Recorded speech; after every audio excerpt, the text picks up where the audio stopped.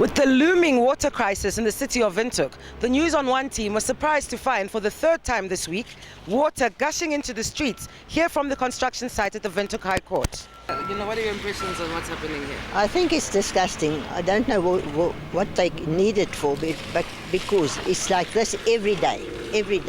And they're speaking about the water crisis and they don't do anything about it. So I really think it is very, very bad.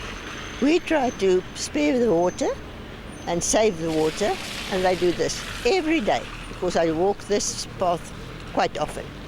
I think this water running in the street is just a waste of water.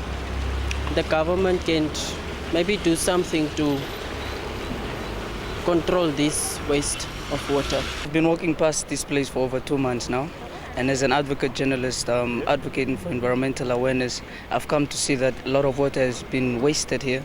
And then I thought to myself, if that is not something they can solve, because as we industrialize, more construction is going to be happening, and that means it's going to be putting more stress on our water resource, which is already limited.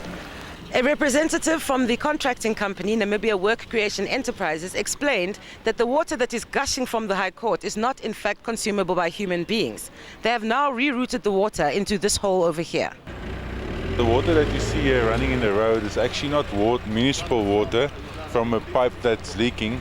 It's actually water that we pump out on a daily basis. It's surface water that comes out as we go through the construction process.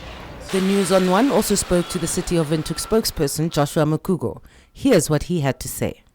It is actually the failure from the side of the contractor to contain that water. Normally, the water is actually supposed to be poured into the manholes that are all over the streets.